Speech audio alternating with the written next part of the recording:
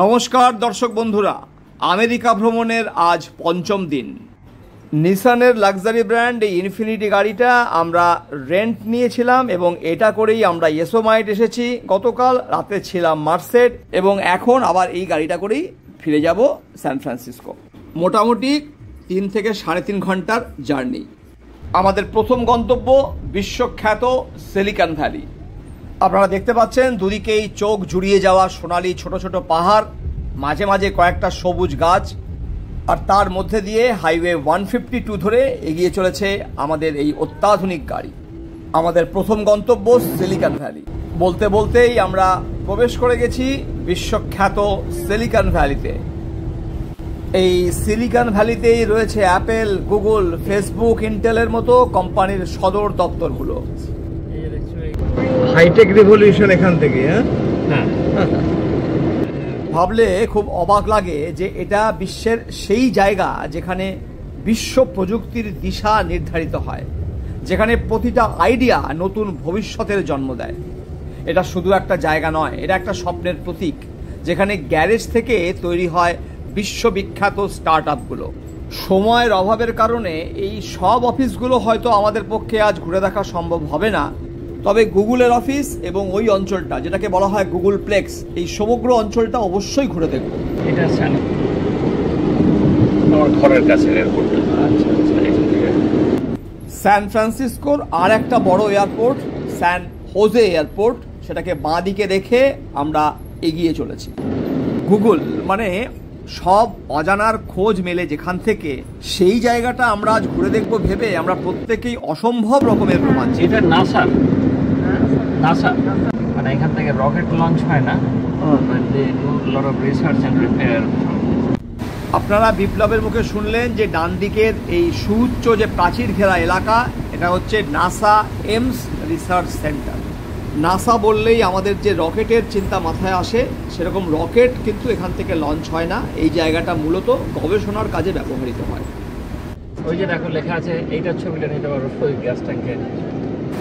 রাস্তার মধ্যে আমরা যেরকম নাসার রিসার্চ সেন্টার দেখতে পারবো, সেটা আমাদের একদম ভাবনার বাইরে ছিল। অর্থাৎ নাসার সঙ্গে জড়িয়ে থাকা যে রোমাঞ্চ, সেটারও আমরা স্বাদ পেলাম। প্রশস্ত চওড়া রাস্তা আর একটার পর একটা ফ্লাইওভারের তলা দিয়ে যেতে যেতে এটা অনুভব করছি যে আমরা অত্যাধুনিক একটা শহরের মধ্যে দিয়ে চলেছি। এখান থেকে স্ট্যানফোর্ড খুব কাছে। আচ্ছা। বলতে বলতে আমরা গুগল অফিস কমপ্লেক্স অঞ্চলে পৌঁছে গেলাম। ডান দিকে আপনারা যে সাদা বিল্ডিংটা দেখতে পাচ্ছেন, সেটা গুগলের অফিসের একটা অংশ। এই সমগ্র জায়গাটা জুড়ে এই গুগলের অফিসগুলো ছড়িয়ে রয়েছে। এই মুহূর্তে আপনারা যে সাদা রঙের স্ফেরিক্যাল স্ট্রাকচারটা দেখছেন, সেটাই হচ্ছে দ্য অর্ব। এই অভিনব স্ট্রাকচারটা মূলত অ্যালুমিনিয়াম দিয়ে তৈরি। পুরো জায়গাটাই অত্যন্ত সাজানো গোছানো এবং গ্রিনারিতে ভরপুর।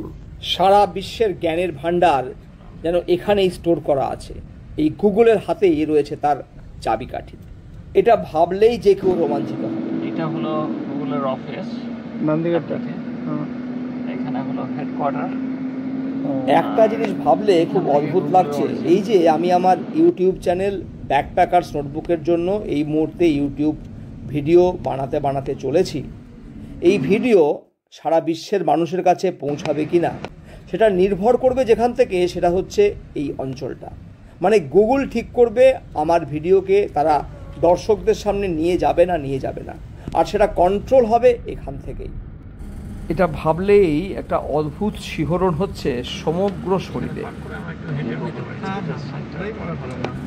এটা হচ্ছে গুগল ভিজিটার্স সেন্টারের পার্কিং লট। পার্কিং লটে ঢুকেও আমরা বেরিয়ে যাচ্ছি, কারণ একটাই, আমাদের কাছে সময় বড্ড কম। আর 2 ঘন্টার ভিতরে আমাদেরকে অবশ্যই ওকল্যান্ড বিমানবন্দরে পৌঁছাতে হবে। আপনারা সামনে দেখতে পাচ্ছেন গুগল লেখা বিভিন্ন সাইনবোর্ডগুলো। রাস্তার ডান হাতে দেখুন আবার আরেকটা গুগল লেখা সাইনবোর্ড আপনারা দেখতে পেলেন। এইখানেও একটা জায়গাতে গুগল লেখা রয়েছে। গুগল ভিজিটার সেন্টারের সামনে এরকম বড় বড় বিভিন্ন রঙের বল রাখা রয়েছে। আশা করি আপনারা যারা এই ভিডিওটা দেখছেন, তারাও এই ভিডিওটা দেখে নিশ্চয়ই রোমাঞ্চিত আজকের এই প্রযুক্তির যুগে আমরা সব সময় গুগলকে ব্যবহার করছি, কখনো সরাসরি ব্যবহার করছি, আবার কখনো গুগলের বিভিন্ন সার্ভিস ব্যবহার করছি। গুগল ছাড়া আজকের মানুষের জীবন বাস্তবিকই অসম্পূর্ণ। আমরা ভাবতেই পারি না যে গুগল ছাড়া আমরা আমাদের দৈনন্দিন কাজকর্ম চালাতে পারবো। এই যে আমরা এতটা রাস্তা এলাম, এটাও কিন্তু গুগলের উপরে ভর করে। গুগল যে রাস্তা দেখালো সেই রাস্তা ধরেই আমরা এইখানটাতে এসে পৌঁছালাম। এইটা বোধহয় পুরোনো এটা এই গুগল প্লেক্স মানে হচ্ছে কমপ্লেক্সটাই হচ্ছে গুগল প্লেক্স। হ্যাঁ, আমরা প্রতিনিয়ত যে প্রযুক্তি ব্যবহার করছি, সেই প্রযুক্তিটা যেখান থেকে চালিত হয়, কন্ট্রোল হয়, সেই জায়গাটার মধ্যে দিয়ে আমরা এখন যাচ্ছি, ঘুরছি। এটা আশা করি যারা ভিডিওটা দেখছেন তারাও এই রোমাঞ্চটা অনুভব করতে পারছেন। এখানে কিন্তু আপনারা যা যা বিল্ডিং দেখছেন সেগুলো সবই গুগল অফিসের বিভিন্ন অংশ। কোনো একটা বিল্ডিং থেকে পুরোটা কন্ট্রোল হচ্ছে এরকম নয়। আমি বলেছিলাম না এখানে কনফারেন্স ছিল। এখানে বিশাল একটা জায়গা জুড়ে যে পুরো কমপ্লেক্সটা, সেটা আশা করি যারা ভিডিওটা এখনো পর্যন্ত দেখছেন তারা বুঝতে পারছেন। গুগল কমপ্লেক্স ছেড়ে আমরা এবার ওকল্যান্ড বিমানবন্দরের পথে। প্রায় ঘন্টাখানেক লাগবে আমাদের ওকল্যান্ড বিমানবন্দরে পৌঁছাতে। আমার একদম ছোটোবেলাকার এক বন্ধু, নাম পবন বাচ্চু, যে এই স্যান ফ্রান্সিসকোর সিলিকন ভ্যালিতেই থাকে, সে জানিয়েছে যে সে আমার সঙ্গে দেখা করতে ওকল্যান্ড বিমানবন্দরে আসবে। তার সঙ্গে দেখা হবে প্রায় 40 বছর পর। হ্যাঁ, প্রায় 40 বছর পর আমরা দুজনকে দেখব। জানি না কিভাবে চিনতে পারবো, তবে হোয়াটসঅ্যাপে যে প্রোফাইল পিকচার সেটাই একমাত্র ভরসা। মাঝখানে একটা চাইনিজ রেস্টুরেন্টে আমরা লাঞ্চ করে নিয়েছি। ওকল্যান্ড বিমানবন্দর থেকে আমাদের লাস ভেগাসের ফ্লাইট সন্ধ্যে 6টায়, তার মানে 4টের মধ্যে আমাদেরকে এয়ারপোর্টে ঢুকতে হবে। গাড়িতে লাগানো যে জিপিএস কনসোল সেটা বলছে আমরা ওকল্যান্ড বিমানবন্দরের দিকে টার্ন নিলাম। ঘড়িতে এখন সময় 3:45। সাউথ ওয়েস্ট এয়ারলাইন্সের বিমান যে নির্দিষ্ট টার্মিনাল থেকে ছাড়ে, আমরা এখন সেই দিকে চলেছি। স্মল এয়ারপোর্টের ভালো জিনিস হলো যে জলদি জলদি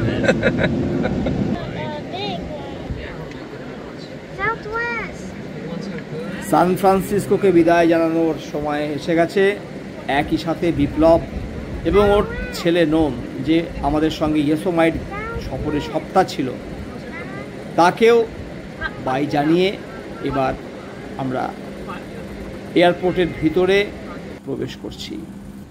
খুবই খারাপ লাগা একটা ব্যাপার, আমার যে বন্ধুর আসার কথা ছিল, রাস্তায় একটা দুর্ঘটনার কারণে সে ট্রাফিক জ্যামে আটকে পড়েছিল এবং তার আসতে অনেকটা দেরি হয়েছে।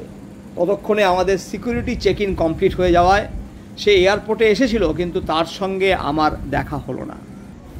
শুধু হোয়াটসঅ্যাপ কলিংয়ের মাধ্যমে তার সঙ্গে কথা হলো, আর সে অবাঙালি হওয়া সত্ত্বেও যেরকম ফ্লুয়েন্টলি বাংলা বলল, তাতে করে আমি সত্যিই অবাক হয়েছি। এটা আমি আশা করিনি একদমই। এই গেট নাম্বার 23 থেকেই আমাদের লাস ভেগাসের ফ্লাইট ছাড়বে, আমরা অপেক্ষা করছি। নমস্কার দর্শক বন্ধুরা, এই মুহূর্তে আমি দাঁড়িয়ে রয়েছি সান ফ্রান্সিসকোর ওকল্যান্ড বিমানবন্দর। আমি এর আগে সান ফ্রান্সিসকো এবং সান ফ্রান্সিসকো থেকে ইয়েসোমাইট ট্রিপ কমপ্লিট করেছি। এরপরে আমি এখান থেকে যাব লাস ভেগাস, আর 1 ঘন্টার মধ্যে আমার এই ওকল্যান্ড থেকে ফ্লাইট আছে লাস ভেগাসের উদ্দেশ্যে। ফ্লাইটের সিকিউরিটি চেক ইন কমপ্লিট হয়ে গেছে, তার আগে ব্যাগেজ আমরা জমা দিয়ে দিয়েছি। এবার ফ্লাইটে ওঠার পালা, চলুন আমার সাথে। এখানে জানিয়ে রাখি যে আমেরিকার মধ্যে মানে ডোমেস্টিক যে ফ্লাইটগুলো, সেগুলোতে ব্যাগেজের ব্যাপারে অনেক নিষেধাজ্ঞা রয়েছে। আপনাকে ব্যাগেজের জন্য আলাদা করে পয়সা দিয়ে বুকিং করতে হবে। আপনি চাইলে সিটও বুক করতে পারেন, কিন্তু আমরা সিট বুক করিনি এবং তার জন্য আমাদের সিটটা অনেকটা পিছনের দিকে পড়েছিল। নিচে দেখা যাচ্ছে সান ফ্রান্সিসকোর বে এরিয়া, প্রশান্ত মহাসাগরের নীল জলরাশি। বিদায় সান ফ্রান্সিসকো, আর হয়তো দেখা হবে না কোনো দিন। ঘন্টা দেড়েকের বিমান যাত্রার শেষে আমরা লাস ভেগাস পৌঁছে গেছি। এয়ারপোর্টে ঢুকেই যেটা প্রথম চোখে পড়ে তা হলো ঝলমলে আলো, রঙিন সাইনবোর্ড আর ভেগাসের সেই সিগনেচার গেমিং কালচারের প্রতিফলন। আপনারা চতুর্দিকে দেখতে পাচ্ছেন যে গেমিং কনসোলগুলো রয়েছে, যেগুলো লাস ভেগাসকে বিশ্বের অন্যান্য যে কোনো জায়গা থেকে আলাদা করেছে। এবার এয়ারপোর্ট থেকে বেরিয়ে এয়ারবিএনবি অ্যাকোমোডেশনের দিকে যাওয়ার পালা। লিফট অ্যাপ দিয়ে আমরা ট্যাক্সি বুকিং করেছি এবং যেখানে এই ট্যাক্সিটা আসবে সেদিকে আমরা চলেছি এখন। এয়ারপোর্টের ভিতরেই এই রকম স্লট মেশিন মানে জুয়ার মেশিন পৃথিবীর আর কোথাও আছে বলে আমার জানা নেই। এই অল্প সময়ের মধ্যে যেটুকু যা ফিল করলাম তাতে লাস ভেগাসের বিমানবন্দর শুধু একটা ট্রানজিট পয়েন্ট নয়, এটা ভেগাসের আনন্দ, উত্তেজনা ও উজ্জ্বলতার এক ঝলক, যা আপনার আগমনের মুহূর্তটাকে স্মরণীয় করে রাখে। সিঙ্গাপুরের চাঙ্গি এয়ারপোর্টে যেরকম পেয়েছিলাম, এখানেও সেরকম স্কাই ট্রেন জাতীয় একটা ট্রেন রয়েছে। এটা করেই এয়ারপোর্টের ভিতরে একটা টার্মিনাল থেকে অন্য টার্মিনালে যাওয়া যায়। আমরা এখন চলেছি সেই জায়গাটায় যেখানে আমাদের লিফট ড্রাইভারের কার নিয়ে ওয়েট করার কথা। আপনারা দেখতে পাচ্ছেন কি সুবিশাল একটা ইন্টারন্যাশনাল এয়ারপোর্ট এই লাস ভেগাসের এয়ারপোর্ট। যাই হোক, আমরা গাড়িতে উঠে পড়েছি এবং আমরা এখন চলেছি আমাদের এয়ারবিএনবি অ্যাপার্টমেন্টের দিকে। এই মুহূর্তে আমরা চলেছি একটা ঝা চকচকে টানেলের মধ্যে দিয়ে। এই টানেলটাকে অনেকেই এয়ারপোর্ট কানেক্টর বলে, মানে এই টানেলটা দিয়ে আপনি গিয়ে লাস ভেগাসের শহরের ঠিক প্রান্তে গিয়ে উঠবেন। বলতে বলতে আমরা টানেলটা পেরিয়ে লাস ভেগাস প্রবেশ করলাম। আপনারা দেখতে পাচ্ছেন আকাশ একদম পরিষ্কার, নীল আকাশ, রোদ ঝলমলে পরিবেশ আর ঝা চকচকে রাস্তা। দেখুন সোনালি আভা আকাশ জুড়ে, আর আকাশে উড্ডীয়মান একটি প্লেন। আপনি লাস ভেগাসের আকাশে সব সময় কোথাও না কোথাও দেখতে পাবেন প্লেন উঠছে। লাস ভেগাস সত্যি যেন আলাদিনের আশ্চর্য প্রদীপের দুনিয়া। এই জায়গাটা একসময় ছিল একটা মরুভূমি। একটা মরুভূমিকে কিভাবে একটা স্বপ্ন নগরী বানিয়ে ফেলা যায় তার জ্বলন্ত উদাহরণ, তার জ্বলন্ত দৃষ্টান্ত হচ্ছে এই লাস ভেগাস। নেভাডা ডেজার্টের দক্ষিণ প্রান্তে অবস্থিত এই শহর 1905 সালে প্রতিষ্ঠিত হয়, যাকে বলা হয় entertainment capital of the world. সামনের এই এলিগেন্ট স্টেডিয়ামটি প্রযুক্তির এক অত্যাশ্চর্য দৃষ্টান্ত। শুধুমাত্র পর্যটন আর বিনোদনের উপরে নির্ভরশীল এরকম শহর পৃথিবীতে আর কোথাও আছে বলে আমার জানা নেই। সারা বছরে প্রায় 4 কোটির মতন পর্যটক এখানে ভিড় জমান। সূর্যের আলো স্তিমিত হয়ে আসছে, আর এই স্বপ্ননগরী যেটা বিখ্যাত তার নাইট লাইফের জন্য, তার বিল্ডিংগুলোতে আলো একটা একটা করে জ্বলে উঠছে। লাস ভেগাসের আসল সৌন্দর্য কিন্তু রাতে, নাইট লাইফের স্বাদ নিতে এখানকার ক্যাসিনোতে ভিড় জমান সারা বিশ্বের পর্যটকেরা। যত শহরের মধ্যে প্রবেশ করছি ততই অবাক হচ্ছি। পৃথিবীর বৃহত্তম জুয়ার কেন্দ্র হিসেবে এই শহরে রয়েছে শতাধিক ক্যাসিনো। এছাড়াও আপনি এখানে পাবেন প্যারিসের আইফেল টাওয়ার, ভেনিসের গন্ডোলা রাইডের স্বাদ, নিউ ইয়র্কের স্কাইলাইন এবং মিশরের পিরামিডের থিমে বানানো বিভিন্ন ক্যাসিনো। আজ অবশ্য আমরা এগুলো ঘুরে দেখব না, কারণ কাল আমাদের গ্র্যান্ড ক্যানিয়ন ট্যুর আছে। এখান থেকে সকালবেলায় একদম ভোরবেলায় আমাদের বেরোতে হবে এই গ্র্যান্ড ক্যানিয়ন ট্যুরের জন্য। স্বপ্ননগরী লাস ভেগাস ঘুরে দেখব আগামীকাল। বলতে বলতে আমরা যে এয়ারবিএনবি অ্যাকোমোডেশনটা নিয়েছি তার এলাকাতে চলে এসেছি। এই অঞ্চলেই আজ আমরা থাকবো। এটা একদম স্ট্রিপ সংলগ্ন, মানে এখান থেকে স্ট্রিপের অংশ দেখা যাবে। এই 2064 আমাদের হাউস নাম্বার। এর ব্যালকনি থেকে সামনেটা দেখা যাচ্ছে। দেখুন সামনে রয়েছে একটা ছোট্ট সুইমিং পুল। আসুন একবার চোখ বুলিয়ে নেওয়া যাক আমাদের এয়ারবিএনবি অ্যাকোমোডেশনটাতে। এটা হচ্ছে লিভিং রুম। ওখানে দেখুন ডাইনিং টেবিল রয়েছে, আর এই বাঁ দিকে রয়েছে কিচেন। আপনি আপনার খাবার এখানে বানিয়ে নিতে পারবেন। আমার আমেরিকা ভ্রমণের গল্প শুনতে কেমন লাগছে তা অবশ্যই জানান কমেন্ট বক্সে। আজ এ পর্যন্তই। এর পরের পর্বে থাকবে গ্র্যান্ড ক্যানিয়নের সাউথ রিম ট্যুর এবং লাস ভেগাসের রাতের সৌন্দর্য।